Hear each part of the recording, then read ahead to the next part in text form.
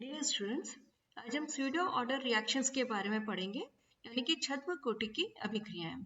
जैसा कि नाम से ही हमें प्रतीत होता है, छद्म का तात्पर्य यह है कि उस अभिक्रिया का ऑर्डर, जो अभिक्रिया की कोटि जो वास्तव में है वो हमें प्रतीत नहीं होती है।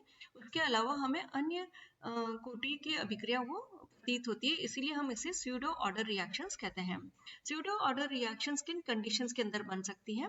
जैसा कि हमने द्वितीय कोटि की अभिक्रिया के अंदर देखा था कि उसके अंदर जो दोनों अभिकारक है, अभिक्रिया का वेग उन दोनों के सांद्रता पद की प्रथम घात के समानुपाती होता है। यदि उसके अंदर हम किसी एक अभिकारक की सांद्रता, एक अभिकारक, एक रिएक्टेंट की कंसंट्रेशन यदि 20 to 25 टाइम्स अधिक ले लेते हैं, यानी कि एक अभिकारक की सांद्रता दूसरे की तुलना के अंदर अगर 20 से 25 गुना अधिक ले लेते हैं, तो उस स्थिति के अंदर हमें ऐसा प्रतीत होता है कि वो उस अभिकारक की जो सांद्रता है वो समय के साथ साथ परिवर्तित नहीं हो रही है। उस स्थिति के अंदर हम उसके वेग नियतांक के साथ उसकी सांद्रता को भी अगर इंक्लूड कर कर एक नया कांस्टेंट दे सकते हैं, उसको हम pseudo first order rate constant भी कह सकते हैं, प्रथम कोटि की वेग नियतांक कह सकते हैं, या इस प्रकार की जो अभिक्रियाएं उनको हम छद्म कोटि की अभिक्रियाएं कह सकते हैं। इसको आप अच्छे से इस इक्वेशन के द्वारा समझ सकते हैं। जैसा कि हमने कहा था, द्वितीय कोटि की अभिक्रिया के अंदर यहाँ पर उनकी प्रारंभिक सांद्रताएं भिन्न थी, केस नंबर 2 था। अब वहां पर हम ये कंडीशन लगाते हैं कि अभिकारक A की सांद्रता जो है अभिकारक B की तुलना के अंदर अत्यधिक है। जो इसकी प्रारंभिक सांद्रता है A जो है वो 20 से 25 गुना अधिक है B की तुलना में। उस स्थिति के अंदर जो A माइनस B है वो अप्रोक्सीमेटली हम ये कह सकते हैं कि A के बराबर होगा।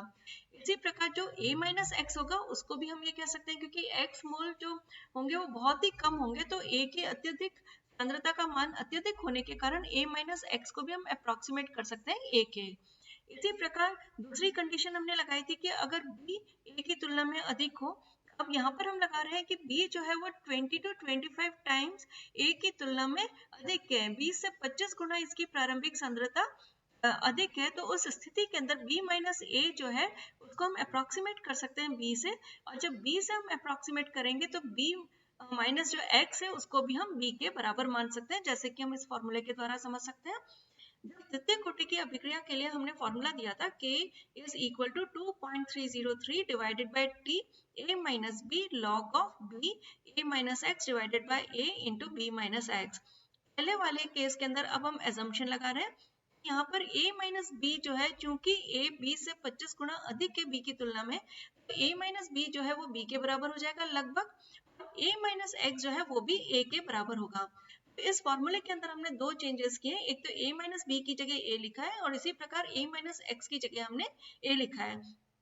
इस स्थिति के अंदर आप देख सकते हैं कि A से ये कैंसिल आउट हो जाएगा। Now K will be equal to 2.303 by TA log of B divided by B minus x. अब अगर हम सेकेंड कंडीशन लगाते हैं कि यदि B जो है वो A की तुलना में अधिक है, तो उस स्थिति के अंदर जो फॉर्मूला था हमारे पास वो था 2.303 divided by T B minus A। अब B की जब सांद्रता बहुत अधिक है तो हम B माइनस A को यहाँ पर हमने अप्रोक्सीमेट किया B के, हमने यहाँ पर B लिख दिया। log of A B minus x था, यहाँ पर B माइनस एक्स भी, क्योंकि B बहुत ज्यादा है तो B माइनस एक्स को भी हम लिखेंगे यहाँ पर B, और divided by B into A minus x. B से B कैंसिल आउट हो जाएगा तो A divided by A minus x बचा रह जाएगा।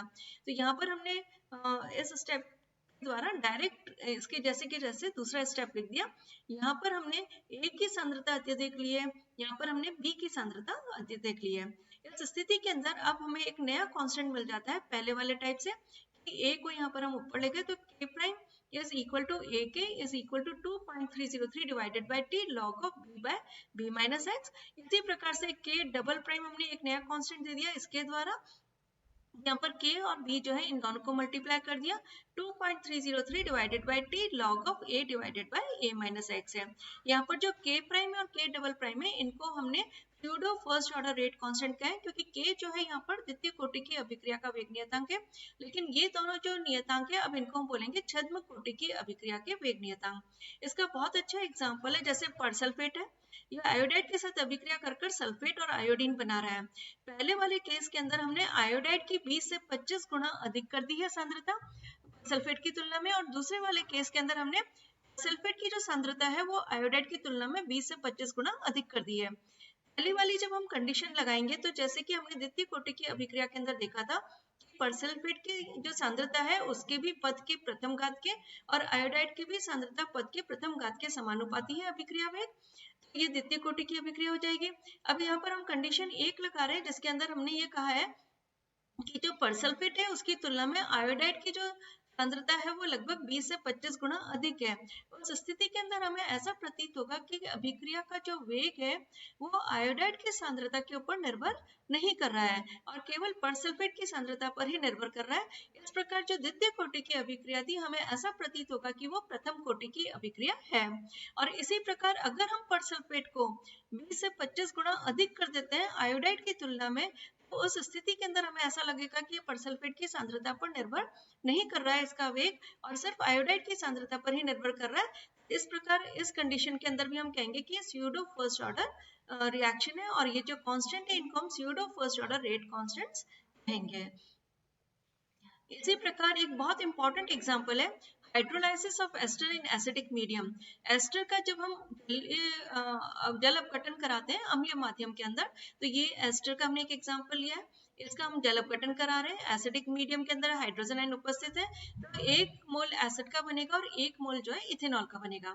पहली वाली कंडीशन ये हमने लगाई कि जो एस्टर है इसके लगभग हमने 5 मोल लिए हैं, जो वाटर है उसके हमने 20 टाइम्स ज्यादा यानी कि 100 मोल्स ले लिए हैं। अगर supposingly a minus x t is equal to t time पर यदि इसका 1 मोल अभिक्रिया करता है, वाटर का भी यहाँ पर 1 मोल अभिक्रिया करेगा, तो जो रिमेनिंग कंसंट्रेशन ऑफ एस्टर हो जाएगी यहाँ पर ये 4 मोल्स होगी और यहाँ पर ये 99 होगी।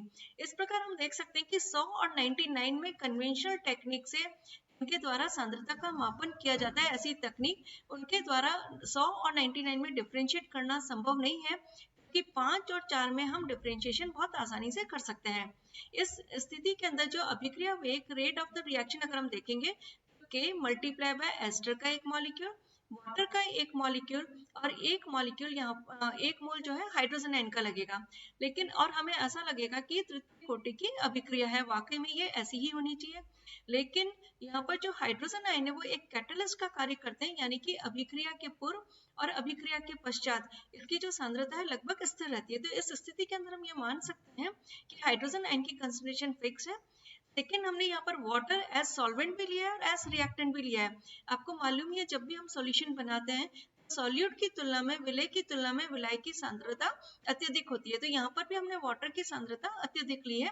इसलिए वाटर की सांद्रता में जो चेंजेस हैं वो भी हम इजीली डिफरेंशिएट नहीं कर सकते, देख नहीं सकते, कन्वेंशनल टेक्निक के द्वारा इसका मापन नहीं कर सकते हैं। उस स्थिति के अंदर जो एस्टर के मॉलिक्यूल पहले 5 मोल थे अब 4 मोल रह गए, वो हम इजीली डिफरेंशिएशन कर सकते हैं इस दोनों कंसंट्रेशन के मध्य में।